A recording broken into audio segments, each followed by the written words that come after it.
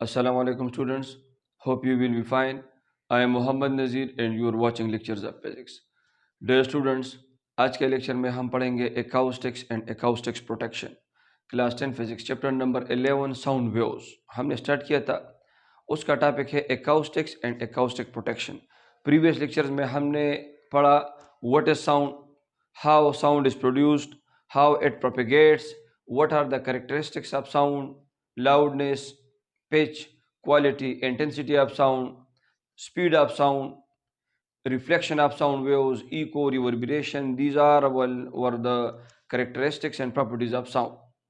आज के लेक्चर में हम acoustics और acoustics protection के बारे में पढ़ेंगे. So let us start from the definition of acoustics. सबसे पहले what is acoustics?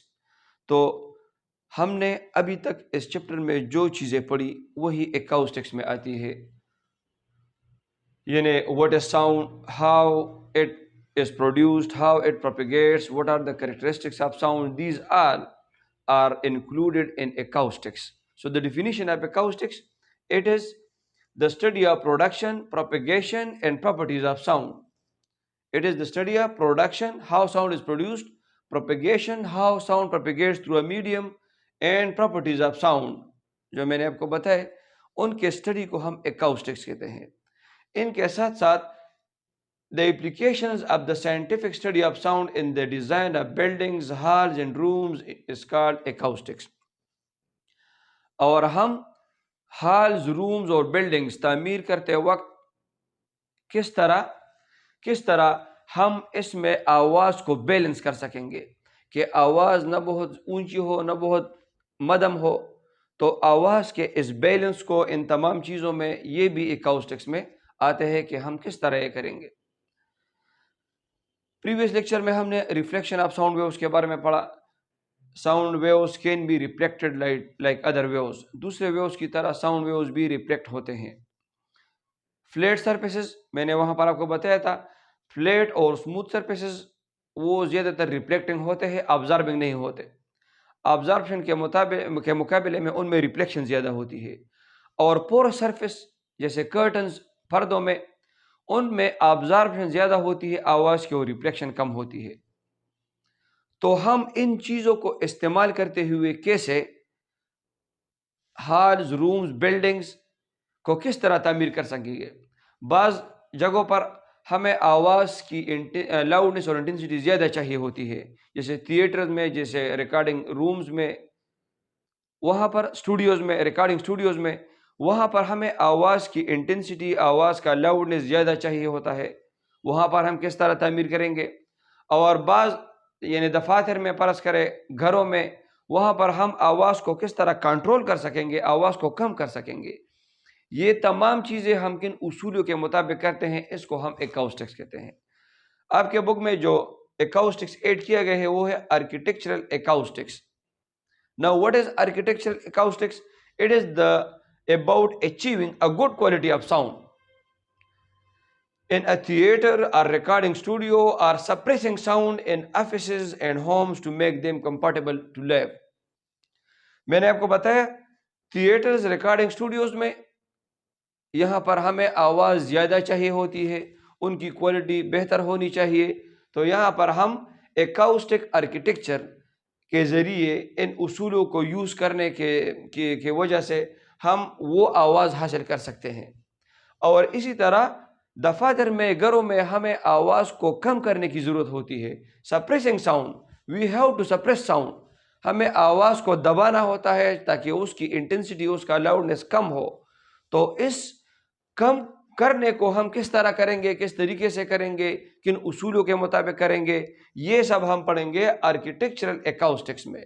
अब हम किस तरीके से ये काम करते हैं, आवाज़ को या ज़्यादा उसकी इंटेंसिटी को ज़्यादा कर सकते हैं या उसकी इंटेंसिटी को कम करते हैं, इन तमाम चीज़ों को हम किन उसूलों के मुताबिक करते हैं, अब ये हम पढ़ते हैं. अब देखिए, फ्लैट सरफेसेस रिफ्लेक्ट्स, ये फिगर आपके किताब में बनाया गया है. फ्लैट सरफेसेस, स्मूथ सरफेसेस, दे reflect sound more than observe. इसी तरह पोरस सरफेसेस ऑब्जर्व. इसी तरह पोरस सरफेसेस हो, सॉफ्ट सरफेसेस हो तो उनमें ऑब्जर्विंग की सलाहियत ज़्यादा होती है, ریفلیکشن کے مقابلے میں.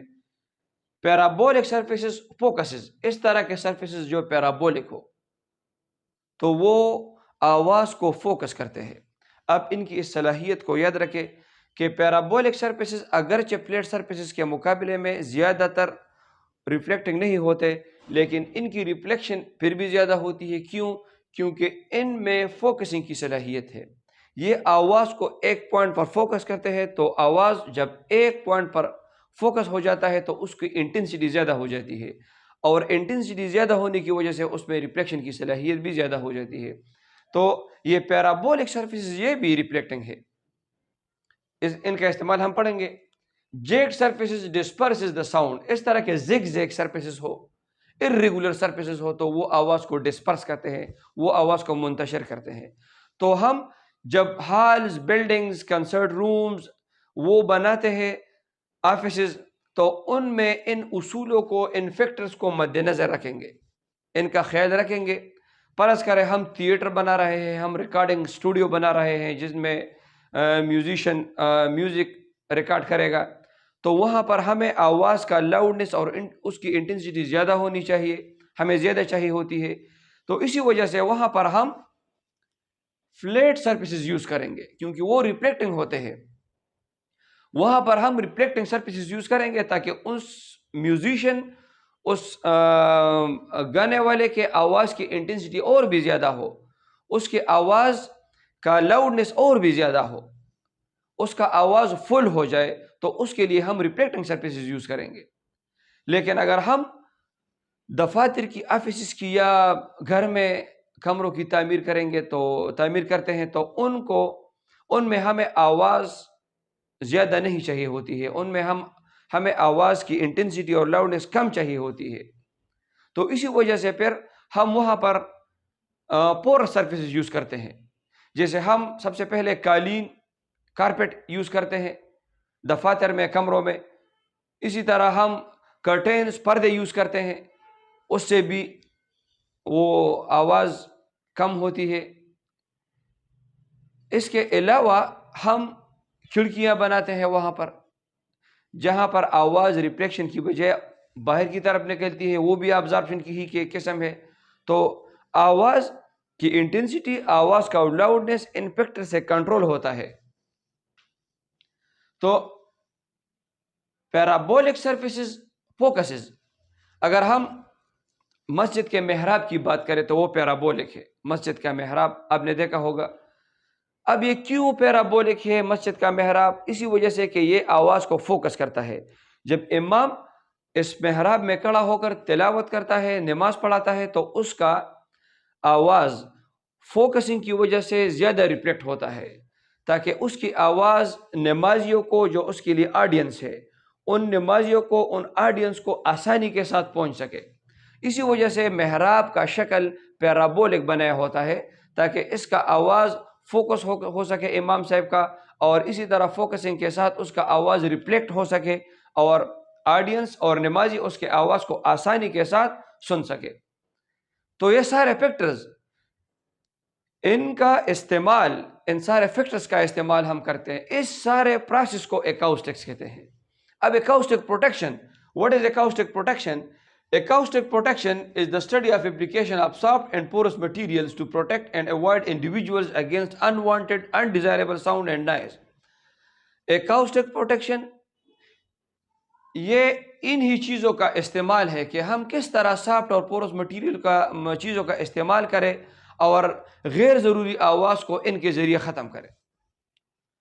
غیر ضروری آوازوں کو، نائز کو، شور کو ان کے ذریعے کس طرح ہم ختم کر سکتے ہیں، ان کو ایکاؤسٹک پروٹیکشن کہتے ہیں. میں نے آپ کو بتایا کہ ایکاؤسٹک پروٹیکشن کے لیے کون کون سے حربے استعمال ہوتے ہیں. تو اس کے لیے رومز میں سب سے پہلے سافٹ اور پورس مٹیریلز یوز ہوتے ہیں، جیسے کہ پردے آویزان ہوتے ہیں. وہ پردے اور سافٹ اور پورس مٹیریلز وہ آواز کو آبزرو کرتے ہیں ریفلیکشن کے بجائے. تو اسی وجہ سے آواز کنٹرول ہوتا ہے، آواز ریفلیکٹ نہیں ہوتا، اس کی انٹینسٹی زیادہ نہیں ہوتی. اسی طرح ونڈوز، کھڑکیاں، روشن دان جب بناتے ہیں ہم کمروں میں تو ان میں آواز باہر نکلتا ہے، وہ بھی آبزرو ہوتا ہے. ان میں آواز ریفلیکٹ نہیں ہوتا تو اس سے بھی وہ کنٹرول ہوتے ہیں. So acoustic protection is the study of these things to avoid individual against unwanted and undesirable sound.